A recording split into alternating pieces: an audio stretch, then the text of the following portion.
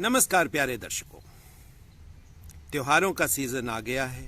5 त्योहार लाइन लगाकर आते हैं, यानी कि धनतेरस से इसकी शुरुआत हो जाती है। धनतेरस के बाद नरक चतुर्दशी आती है। उसके बाद भारतीयों का सबसे बड़ा त्योहार दीपावली आता है। फिर गोवर्धन पूजा आ जाती है और उसके बाद अंत में भाई दूज। इस त्योहारों के सीजन की कह लीजिए या त्योहारों की ये 5 त्योहार हैं। इन 5 त्योहारों की अपने सभी दर्शकों को एस्ट्रो इंटेलिजेंस परिवार की ओर से बहुत बहुत मंगल कामनाएं। आशा करते हैं सबसे पहली बात, आप स्वस्थ होंगे। स्वस्थ रहकर इन 5 त्योहारों को अपने पूरे सामर्थ्य के साथ आप सेलिब्रेट करेंगे। दर्शकों, आज की वीडियो में सिर्फ इन त्योहारों के लिए मंगल कामनाएं देना ही टॉपिक नहीं है। आज बहुत इंपॉर्टेंट वीडियो मैं बनाने वाला हूं, जो आप सबके लिए आगे आने वाले टाइम में बहुत काम की साबित होगी। अब आप देखिए, हर साल जितनी भी किसी की आयु है उतने साल वो आदमी दीपावली मनाता है। हम घर में दिए जलाते हैं, प्रकाश करते हैं, मगर क्या इतने वर्षों से प्रकाश करने के बाद भी आपका जीवन असल में प्रकाशित हो पाया? हमने अपने वातावरण को तो एक दिन के लिए हमने प्रकाशित कर लिया, मगर क्या उस प्रकाश में हम अपने जीवन को समझ पाए, अपने शरीर को समझ पाए? या दिया जैसे हम जलाते हैं, थोड़ी देर के लिए दिया जलता है, उसके बाद पूरे साल के लिए बाहर भी अंधेरा, हमारे मन के अंदर भी अंधेरा, ना हमें बाहर का वातावरण पता लगा, ना ही हम अपने शरीर को समझ पाए। दर्शकों, आज की ये जो वीडियो है, ये इंपॉर्टेंट वीडियो मैंने इसीलिए कहा ये साबित होगी, क्योंकि आज की वीडियो में मैं आपको समझाने वाला हूं कि कैसे हर इंसान अपने जीवन में दीपावली मना सकता है, कैसे अपने जीवन को प्रकाशित कर सकता है।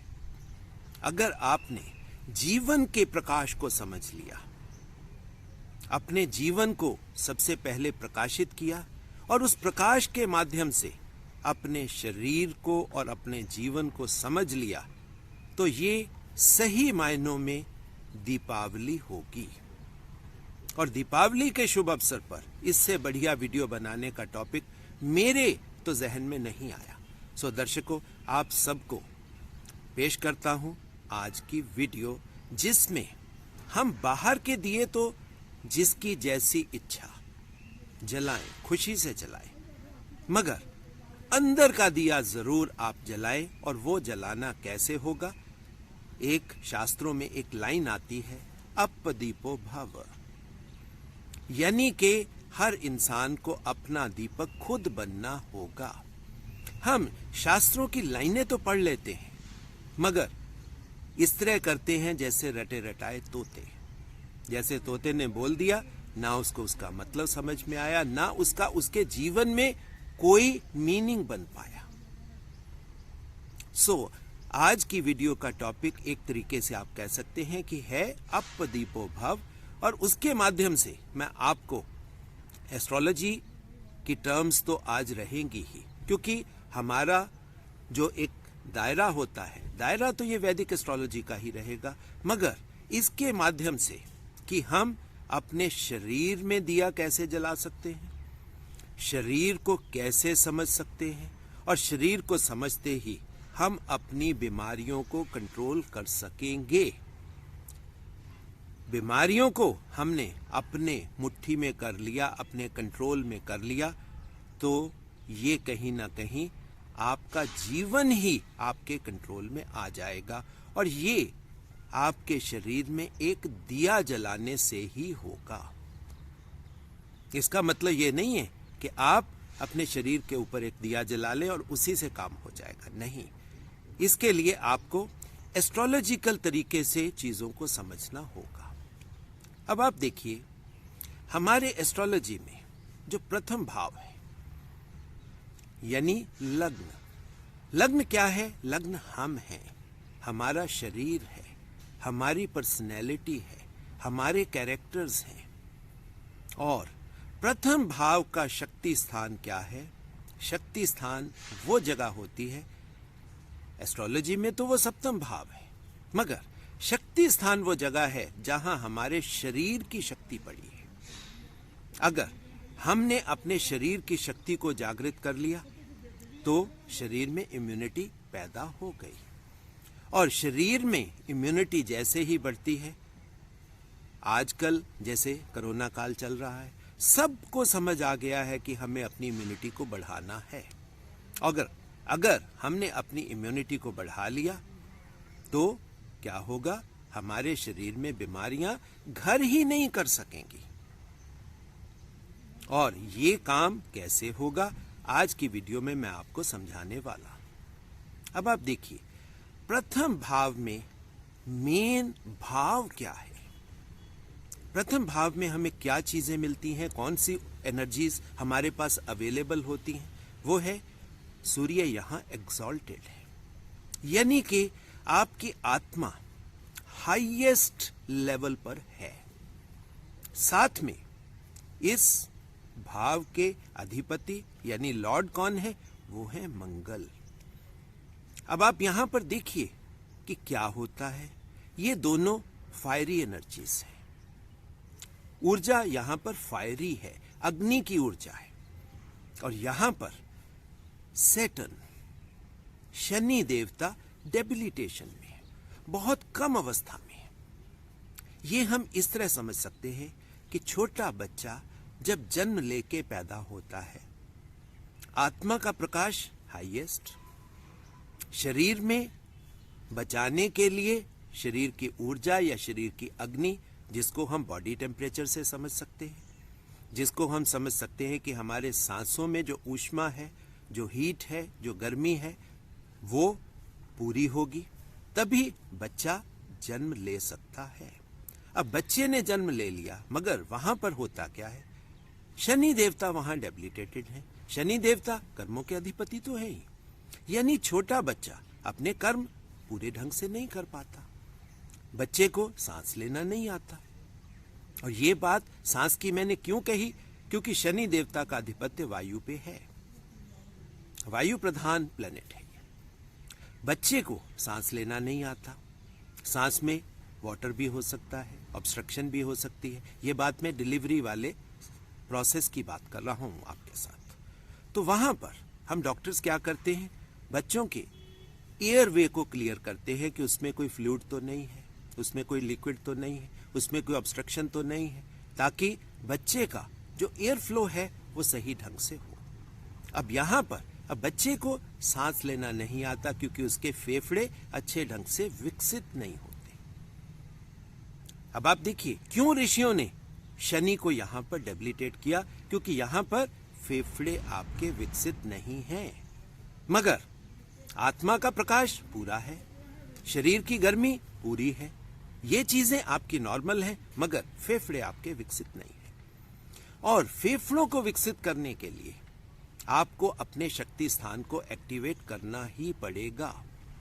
शक्ति स्थान का मतलब क्या हुआ? सप्तम भाव। सप्तम भाव में अब आप देखिए आपको वहां मिलता क्या है, कौन सी ऊर्जाएं वहां पड़ी हैं। वहां पर सप्तम भाव के अधिपति हैं शुक्र देवता।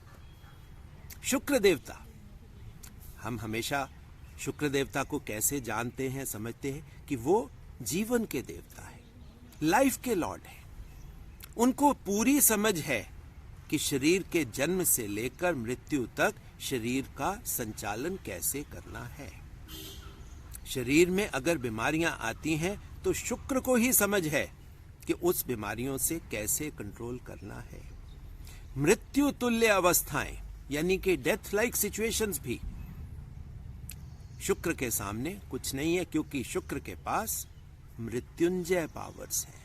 मृत्यु को जीतने की पावर शुक्र के पास है। सो शुक्र आपके सप्तम भाव के अधिपति हैं। और वहां पर दूसरी ऊर्जाएं आपके पास कौन सी हैं? सूर्य यहां पर डेबिलिटेट कर जाता है, क्योंकि सूर्य की सप्तम भाव में जरूरत कह लीजिए, या क्योंकि प्रथम भाव में ही सूर्य ने आपके शरीर को, आपके जीवन को प्रकाशित कर दिया। अब उसकी जरूरत नहीं रही, क्योंकि एक चीज जो ऑलरेडी प्रकाशित हो गई, अब उसको दोबारा प्रकाशित करने की जरूरत नहीं है, क्योंकि जैसे ही आपका शरीर प्रकाशित हुआ, इल्यूमिनेट हुआ, आपका सप्तम भाव भी तो इल्यूमिनेट हो गया। उसको एक्स्ट्रा में इल्यूमिनेट करने की कोई जरूरत नहीं है।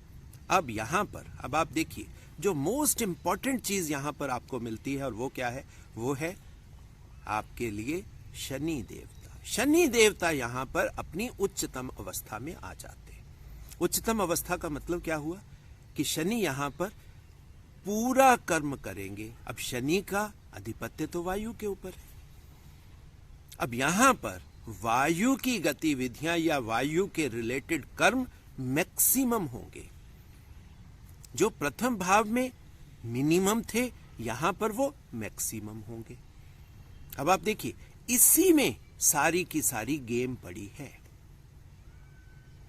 इसी वजह से शक्ति स्थान को इतनी ज्यादा इंपॉर्टेंस दी गई है।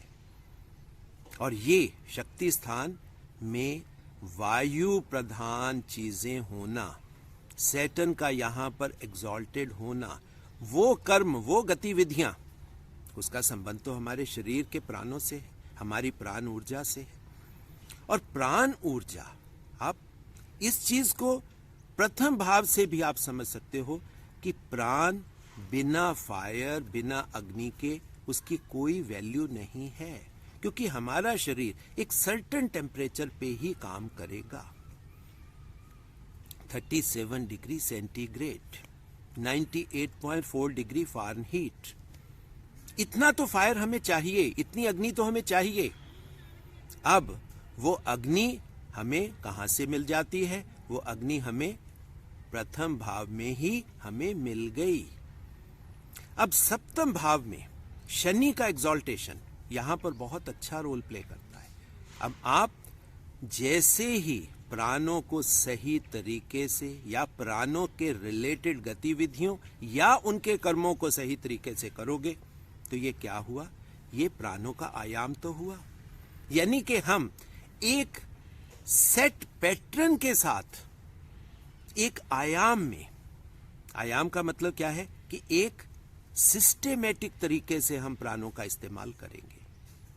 और प्राणायाम क्या है? प्राणों का आयाम ही तो है। अब प्राणों के आयाम में ही आपकी सबसे बड़ी साइंस पड़ी है। सप्तम भाव के, आपके शक्ति स्थान के अधिपति कौन है? वो है शुक्र देवता। अब शुक्र देवता की अगर आप कॉम्पोजिशन देखेंगे, शुक्र देवता सबसे हॉटेस्ट प्लेनेट है। अब ये चीज अब आपको मैं दर्शकों समझाना चाहता हूं कि आजकल जो एस्ट्रोलॉजी चल रही है, वो किस तरह अजीब तरीकों से मतलब लोग चीजों को निकालने की कोशिश कर रहे हैं, मगर शास्त्रों में क्या पड़ा है वो चीजें मैं आपके साथ शेयर करना चाहता हूं। शुक्र जो प्लेनेट है, आप उसकी कॉम्पोजिशन पढ़िए। ये नहीं कि सिर्फ शास्त्रों की बात, आजकल आप गूगल बाबा पे सर्च करिए रिगार्डिंग वीनस, तब आपको पता लगेगा that this is the hottest planet. सबसे ज्यादा टेम्परेचर शुक्र के ऊपर आपको मिलने वाला है। और शुक्र की कॉम्पोजिशन में आपको मैक्सिमम कौन सी गैस मिलेगी? वो मिलेगी आपको कार्बन डाइऑक्साइड। अब आप देखिए, फर्स्ट आपके असेंडेंट में शनि डेबिलिटेटेड, वहां पे आत्मा का प्रकाश है, मगर शक्ति स्थान में हॉटेस्ट प्लेनेट कौन है? वो है शुक्र। शुक्र आपके शरीर को, आपके शरीर की गर्मी को कह लीजिए, या आपके शरीर के शक्ति स्थान को हीटअप रखता है। और हीटअप रखने से प्रोसेस क्या बनेगा? जैसे ही कोई चीज हीटअप होती है ऑक्सीजन के साथ, क्योंकि जलने के लिए, हीट के लिए ऑक्सीजन चाहिए, और जैसे ही कोई चीज जलेगी उसका बाई प्रोडक्ट क्या बनेगा? कार्बन डाइऑक्साइड, कार्बन आ जाएगी। इसी वजह से शुक्र सबसे ज्यादा carbon dioxide, almost 96% composition Venus की कार्बन डाइऑक्साइड है। अब यहां पर अब आप देखिए, एक्सॉल्टेशन शनि की। शनि का मतलब ही है डिसिप्लिन्ड एक्शन, डिसिप्लिन्ड कर्म, आयाम से प्राणों को यूज करना, जिसमें अब इसमें डिसिप्लिन किस चीज का आया। अब आप सीधा सीधा समझ सकते हो कि यह गतिविधि ऋषि आपको साइंटिफिक तरीके से ऑक्सीजन और कार्बन डाइऑक्साइड की गेम ही तो समझाना चाहते थे। आप इसको दूसरे तरीके से भी समझ सकते हो। जो लोग मेडिटेशन करते हैं उनको समझ में आ जाता है कि जैसे ही हम प्राणायाम करने के बाद मेडिटेशन में उतरते हैं, हमारे शरीर की गतिविधियां जैसे ही कम होती हैं, हमारे सांसों की गति कम हो जाती है, हमारे सांस सटल हो जाते हैं, सूक्ष्म हो जाते हैं। जैसे ही सांस सूक्ष्म होते हैं, कार्बन डाइऑक्साइड कम बननी शुरू हो जाती है, ऑक्सीजन इम्बाइबिंग पावर बढ़ जाती है, और ऑक्सीजन इम्बाइबिंग पावर बढ़ते ही होता क्या है, हमारी, हम कह सकते हैं, इम्यूनिटी बढ़ गई, हमारी लाइफ फोर्स ज्यादा हो गई। और इस पूरे प्रोसेस में अगर आपने सेंटर बिंदु समझा हो, तो सेंटर बिंदु क्या है, प्राणों को या उस प्राण वायु को अग्नि देना, यही तो गेम है। हम कहते हैं मृत्युंजय पावर सिर्फ शुक्र के पास है और किसी प्लेनेट के पास है ही नहीं। शुक्र को ही समझ है, मृत्यु के ऊपर विजय कैसे प्राप्त कर सकते हो। आज दीपावली पर मेरे मन में यही चीज आई कि यह वीडियो आपको दी जाए कि हम अपने शरीर को कैसे प्रकाशित करें, शरीर की ऊर्जा को, अपने शक्ति स्थान को कैसे जागृत करें, कैसे अपने अंदर का दिया जलाएं, वो जो दीप, अप दीपो भव, वो कैसे जलाएं। अब अगर आप शास्त्र पढ़ोगे तो अब आपको समझ में आएगा कि जैसे ही हम अपने प्राणों का आयाम करते हैं और प्राणों के आयाम करके प्राण एक्टिविटी को हम थोड़ा एक्टिवेट करते हैं, बढ़ाते हैं, यानी कि प्राणों से हम अपने बेली बटन पर चोट करते हैं। अब आप समझ सकते हो मैं क्या बात कर रहा हूं। शास्त्रों में जो ओम की ध्वनि है, जब आप रेगुलर ओम की ध्वनि इस्तेमाल करते हो तो सांस आपके बेली में इकट्ठी होती है। और जो लोग मेडिटेशन के सिद्धांतों को समझते हैं, वहां पर जब हम कपालभाति करते हैं, हम एक फोर्सफुल स्ट्रोक करते हैं अपने एब्डोमिनल वॉल पे। उससे क्या होता है, हमारे बेली बटन पे चोट लगती है, और चोट लगने से एक खास किस्म का प्रोसेस एक्टिवेट होता है, किंडल होता है, और उसमें क्या होता है, फायर जल पड़ती है। हमारी प्राण वायु यानी उसमें फायर आ जाती है, यानी शक्ति स्थान आपका एक्टिवेट हो जाता है। अब आपको मैं थोड़ा सा और आगे लेकर जाता हूं। मूलाधार का स्थान अब आप देखिए आपके कहां पड़ा है, अपने बॉडी में देखिए, आपके सेक्स सेंटर से जरा सा नीचे। जैसे ही हम चोट करते हैं, हमारी मूलाधार में पड़ी हुई जो ऊर्जा है, जैसे ही हमने सांसों को किंडल किया, उसको फायर दी, तो क्या हुआ, हमारी ऊर्जा जागृत हो गई। अब जब ऊर्जा जागृत हुई तब उसका बाई प्रोडक्ट भी तो बनेगा। बाई प्रोडक्ट क्या बनेगा, बाई प्रोडक्ट कार्बन डाइऑक्साइड बनेगी। अब आप देखिए, शुरू में हम क्या करते हैं, हम करते हैं कपालभाति। कपालभाति आपकी एक्टिवेशन क्रिया है, मगर शास्त्रों में मेडिटेशन के लिए सबसे ज्यादा इंपॉर्टेंस नाड़ी शोधन प्राणायाम को दी गया है। वो क्यों दिया गया है, क्योंकि नाड़ी शोधन कह लीजिए या अनुलोम विलोम कह लीजिए, इसमें बहुत ज्यादा फर्क नहीं है। अनुलोम विलोम में हम सांसों को होल्ड नहीं करते, नाड़ी शोधन में हम सांसों को होल्ड भी करते हैं। अब ये है तो प्राणों का आयाम ही। कपालभाति में हमने एक्टिव यानी कि उस प्राण ऊर्जा को किंडल किया, उसमें अग्नि प्रकाशित कर दी, और उसके बाद नाड़ी शोधन में हम क्या कर रहे हैं, उसी एनर्जी का बैलेंस ही तो बनाते हैं। यानी कि आप दूसरे शब्दों में अब समझिए, ऑक्सीजन और कार्बन डाइऑक्साइड का ही बैलेंस बनाना है, और यही तो काम शुक्र का है। जो लोग राशि से समझना चाहते हैं वो तुला राशि से समझ सकते हैं कि एरीज के नीचे तुला क्यों है। तुला के ऊपर ही सारी दुनिया का बैलेंस क्यों है? अब आपको समझ में आएगा कि ये बैलेंस क्या है। ये एक्चुअल में कोई प्लेनेटरी बैलेंस की बात नहीं हो रही, ये आपके शरीर की, आपके जीवन के बैलेंस की बात हो रही। आपके जीवन का बैलेंस ऑक्सीजन और कार्बन डाइऑक्साइड के ऊपर ही तो निर्भर है। यानी कि आपके शरीर को जितनी ऑक्सीजन चाहिए उतनी चाहिए। अगर आपके शरीर में ऑक्सीजन कम हो जाएगी तो प्रॉब्लम, कार्बन डाइऑक्साइड बढ़ जाएगी तो प्रॉब्लम। अब आप देखिए, अब कोरोना काल में ये चीजें लोगों को अब समझ में भी आई कि ऑक्सीजन लेवल्स 90 से नीचे नहीं जाना चाहिए। कार्बन डाइऑक्साइड बढ़ेगी तो शरीर में व्याधियां, डिजीजेस तो आ ही गई। अब आप देखिए, एक छोटी सी चीज में शुक्र के पास पूरी की पूरी नॉलेज पड़ी है, मगर हम बाहर भागते जाते हैं, अननेसेसरी की चीजों में जाते जाते हैं। ये दवाई खा लो, वो दवाई खा लो, ये कर लो, वो कर लो। मगर आप देखिए, शरीर की केमिस्ट्री शरीर की क्रिएशन में ही है। जैसे ही मूलाधार आपका एक्टिवेट होगा, अब आप देखिए, मूलाधार एक्टिव होने से क्या होगा, आपकी कुंडलिनी जागृत हो गई। और कुंडलिनी के जागृत होते ही दोनों नाड़ियां यानी इड़ा और पिंगला दोनों जागृत हो जाती हैं। इड़ा का संबंध हमारे ल्यूनर रूट के साथ है, चंद्रमा के रूट के साथ है, यानी कि वो आपके बाएं को रिप्रेजेंट करेगा। और पिंगला का एसोसिएशन आपकी राइट ऑर्गन के साथ, राइट बॉडी के साथ है। ये आपका सोलर रूट है। अब आप देखिए, आपकी दोनों ऊर्जाएं एकदम से चल पड़ती हैं। अब ये शुरुआत कहां पे हुई? शुरुआत हुई आपके सप्तम भाव से, आपके शक्ति स्थान से। अब आपके पास देखिए 2 रूट्स आपको मिल जाएंगे। लेफ्ट साइड से आपको रूट मिला ल्यूनर रूट, ल्यूनर रूट यानी कि मन का रूट।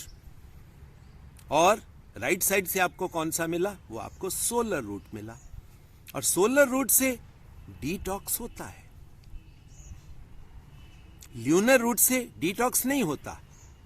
ल्यूनर रूट से, चंद्रमा के रूट से हमारे मन को सिर्फ आनंद मिल सकता है, मगर उसमें बीमारियां पड़ी हैं। ज्यों ही हमने लेफ्ट का रास्ता पकड़ा, अब आप देखिए, सप्तम भाव हमने एक्टिवेट कर लिया, प्राणों का आयाम किया, प्राणों को एक्टिवेट कर लिया। प्राणों के एक्टिवेट होते ही इड़ा और पिंगला एक्टिवेट हुई, जिसकी इड़ा एक्टिवेट हो गई। अब आपको क्या होगा? उसका छठा भाव एक्टिवेट हो जाएगा। और जैसे ही छठा भाव एक्टिवेट हुआ, अब आप सब समझ सकते हो कि छठा भाव क्या है। छठा भाव, वहां पर बीमारियां भी पड़ी हैं। अब आप देखिए, क्यों ऋषियों ने छठे भाव को रोग के साथ बोला? क्योंकि छठे भाव में मन भी है, ये मन का रूट है। इड़ा यहां से एक्टिवेट हुई, छठे भाव से। और हमेशा ये कहा जाता है कि अगर आप नेगेटिव मनोभाव के साथ, नेगेटिव इमोशंस के साथ चलोगे तो बिना कारण की बीमारियां आप में आएंगी। वो होती नहीं है, हम मन से उसको क्रिएट कर लेते हैं।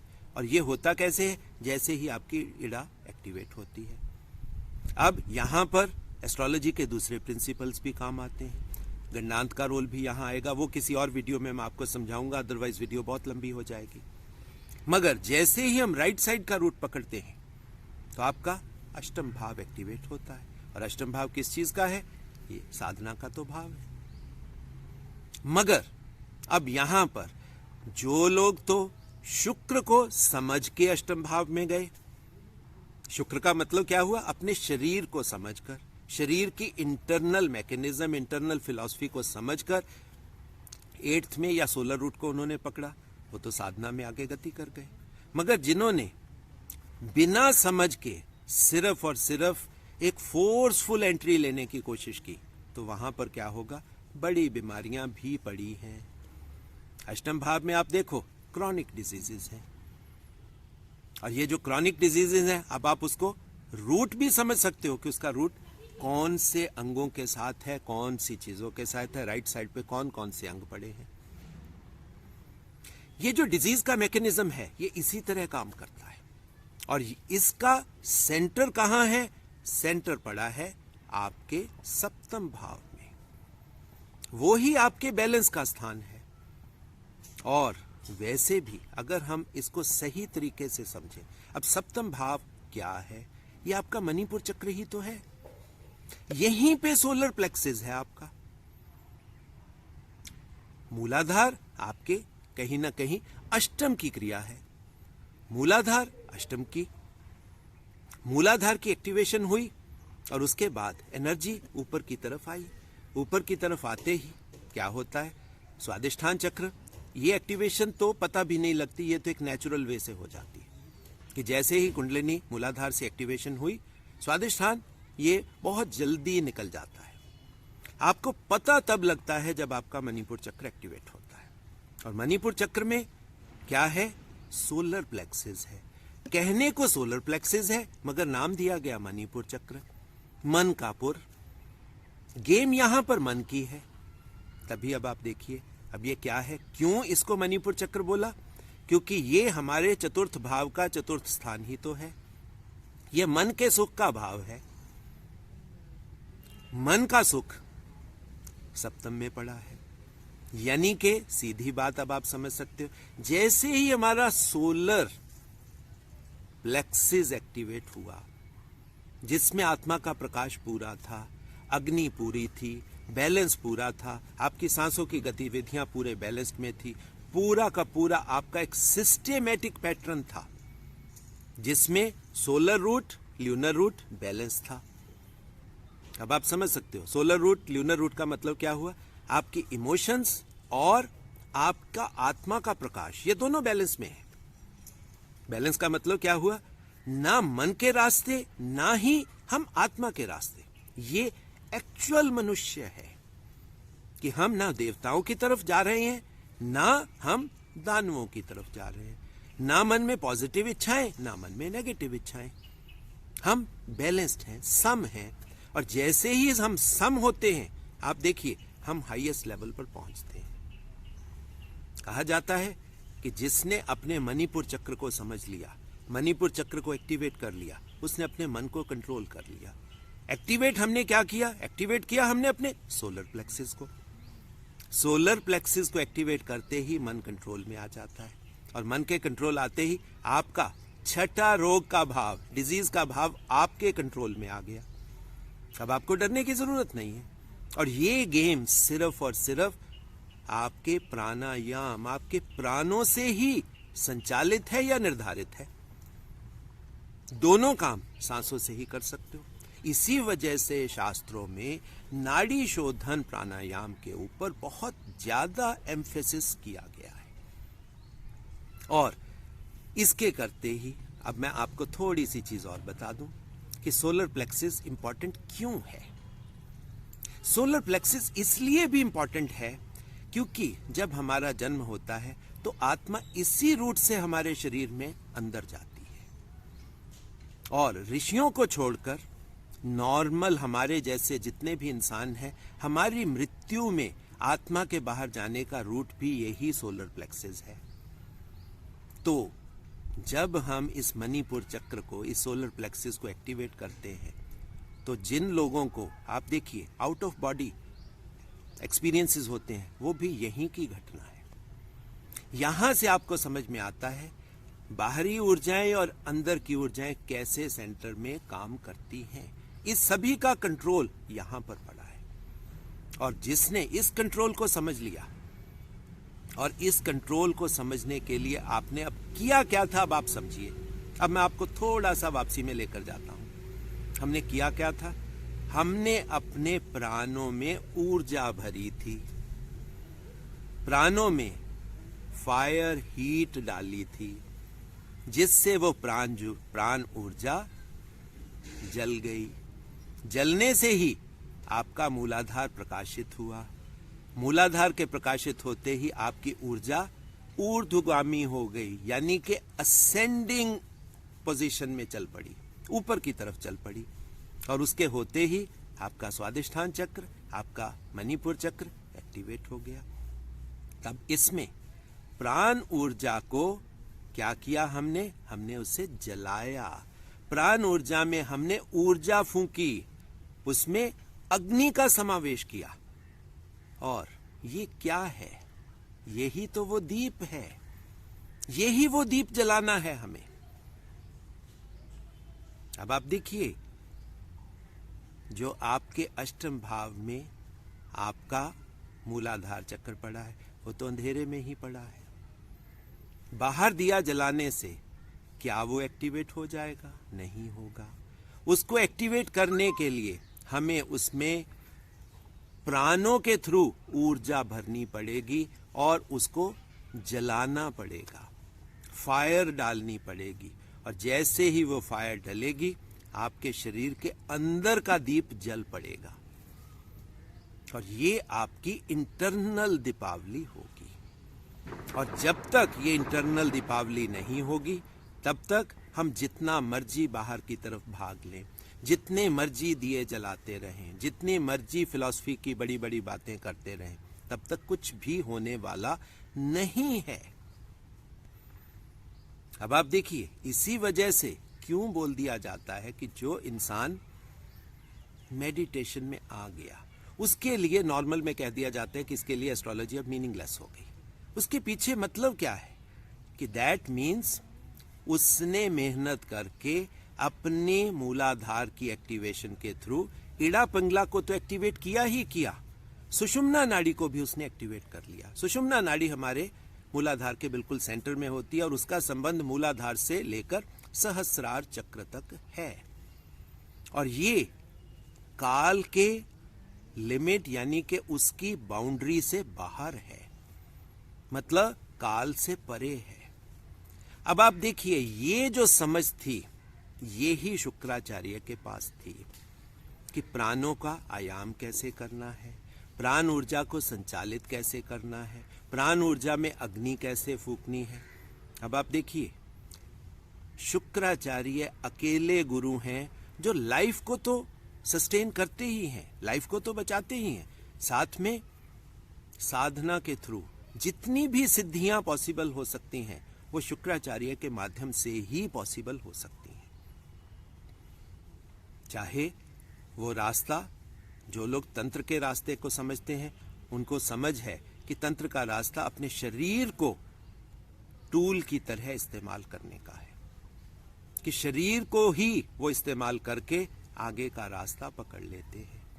अब ये जितना मैकेनिज्म अब मैंने आपको समझाया, प्राणों से लेकर प्राणों में ऊर्जा फूंकने तक, अपने अंदर दिया जलाने का, अब ये था ऋषियों का मतलब, अप दीपो भव, अपने आप दीपक बन जाओ। दीपक तो वैसे बनना क्या है, दीपक तो हम हैं। उस दीपक को, कारण क्या है, दीपक के पड़े होने से दीपक का कोई मतलब नहीं है। अगर दीपक पड़ा है तो उस दीपक को जलना बनता है। जब वो दीपक जलेगा तभी तो दीपक की रेलेवेंस बनी, तब उस दिए का कोई मीनिंग है। तो अपना दिया आप बनो, अपने दिए को आप जलाओ। बाहर की दुनिया के साथ दीपावली मनाओ या ना मनाओ, इसमें कोई बहुत ज्यादा फर्क नहीं पड़ेगा, मगर जिस दिन आपने अपने साथ दीपावली मना ली, अपना दिया प्रकाशित कर लिया, उसके बाद आपकी दीपावली किसके साथ होने वाली है? प्रभु चरणों में प्रभु के साथ आपकी दिवाली होने वाली है। और उससे बड़ी घटना किसी के भी जीवन में नहीं हो सकती। यह सबसे बड़ी घटना है अगर आपने इस मैकेनिज्म को समझ लिया। सो इस मैकेनिज्म को समझ के हम अपने जीवन को बचा भी सकते हैं, जीवन को लंबा भी कर सकते हैं, जीवन को बीमारियों से मुक्त भी कर सकते हैं। ये अब आप देखिए, एक छोटी सी चीज को पकड़ के उसकी अंडरस्टैंडिंग को, उसकी फिलॉसफी को, उसके मैकेनिज्म को समझ के अगर हम चलें तो उसके अंदर कितनी नॉलेज पड़ी होती है। सो ये शुक्र और शनि का जो कॉम्बिनेशन है, जो सप्तम भाव की एक्टिविटी है, जो मूलाधार से शुरू होकर आपके मणिपुर चक्र की यात्रा है, ये आपके शरीर में बहुत ही इंपॉर्टेंट रूट है। सो दर्शकों, आशा करता हूं कि आप सब इन 5 दिनों में अपने इस रूट को एक्टिवेट करने का कोशिश करेंगे, अपने जीवन को अंदर से प्रकाशित करने का प्रयास करेंगे। और इसको प्रकाशित करते ही कोरोना छोड़ो, आपकी मेजर बीमारियां आपकी खत्म हो जाएगी। शरीर के ऊपर, मन के ऊपर, अपने जीवन के ऊपर आपका कंट्रोल आ जाएगा। और यही तो चाहिए। तो ये सही मायनों में आपकी दीपावली होगी। सो दोस्तों, पूरी कोशिश करिए कि अपना दीपक पहले तो समझिए, फिर उस दीपक को जलाइए और जब इस तरह करके सबके दीपक जल जाएंगे तो कितना स्वस्थ समाज बनेगा, कितना सात्विक समाज बनेगा। फिर ये कलयुग सतयुग के नहीं, सब कुछ ही सत्य की ही यात्रा हो जाएगी। अंधेरे से प्रकाश की यात्रा अब आपको समझ में आएगी कि हम बैठे ही अंधेरे में हैं, परमानेंट अंधेरे में हैं। बाहर से जितनी मर्जी लाइटें जलाते रहे, आपके अंदर अंधेरा है तो वो अंधेरा रहेगा। बस उस अंधेरे को एक दिया जलाएं ताकि वो अंधेरा प्रकाश के पुंज से, उस प्रकाश में वो अंधेरा अपने आप छट जाएगा।